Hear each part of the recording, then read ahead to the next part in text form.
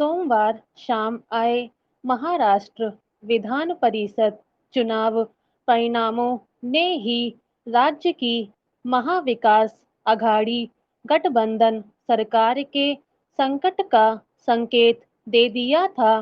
ऐसे में मंगलवार सुबह जब एकनाथ शिंदे के नेतृत्व में शिवसेना में बगावत की खबर सामने आई, तब किसी को बहुत हैरानी नहीं हुई।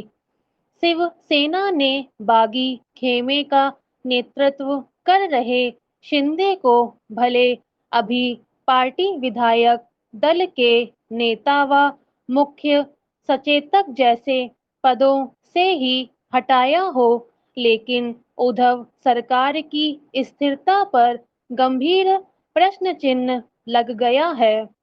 वह सरकार नवंबर 2019 में जब से अस्तित्व में आई है, तभी से इसके भविष्य को लेकर अटकलें लगनी शुरू हो गई थीं।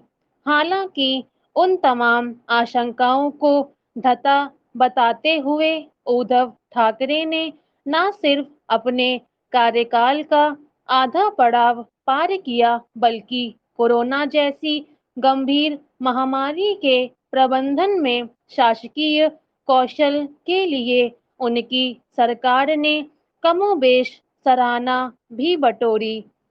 लेकिन एकनाथ शिंदे की बगावत के रूप में उन्हें गंभीर आंतरिक चुनौती मिली है, और वह इससे कैसे पार पाते हैं, इस पर उनकी सरकार और पार्टी दोनों का बहुत कुछ निर्भर है।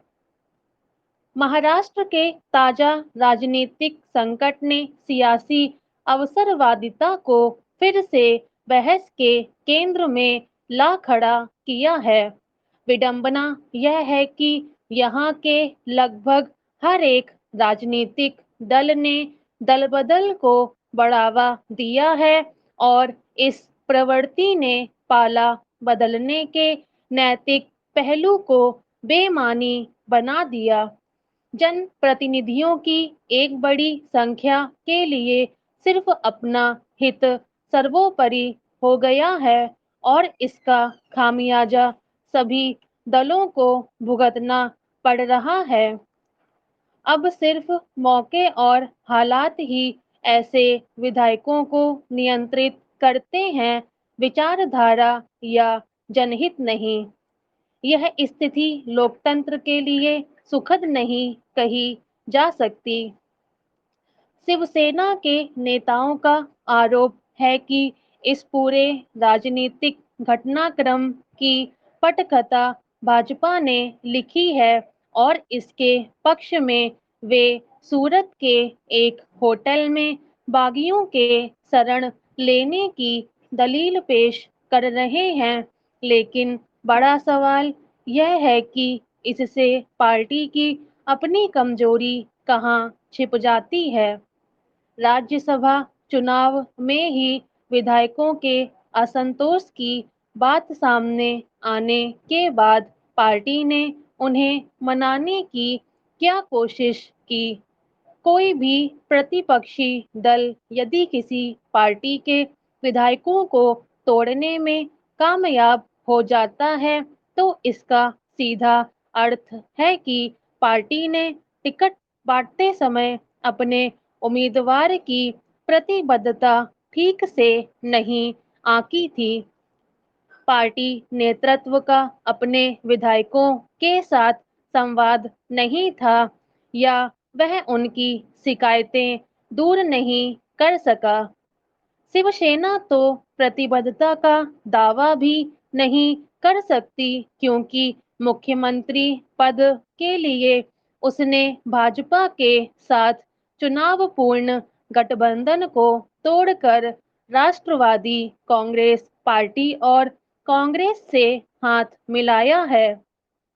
देश में जो राजनीतिक संस्कृति इस वक्त अपनी पैठ बना चुकी है, उसमें किसी दल को यह गुमान नहीं पालना चाहिए कि प्रतिनिधियों का जो आंकड़ा जनादेश में उसे मिला है वह अगले चुनाव तक अक्षुण्ण रहेगा, क्योंकि जब सिर्फ सत्ता सुख ध्येय हो तब बाकी सब बातें मायने नहीं रखती।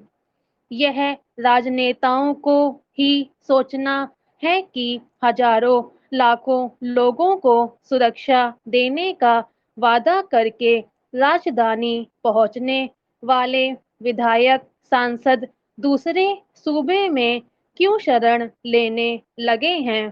राजनीतिक दलों को ही यह चिंतन करना होगा कि इस आखिर तक प्रवृत्ति ने देश के संविधान और माननियों की कितनी इज्जत बढ़ाई है। महाराष्ट्र सरकार पर मंडराता संकट दरअसल भारतीय राजनीतिक संस्कृति का संकट है। स्टॉप।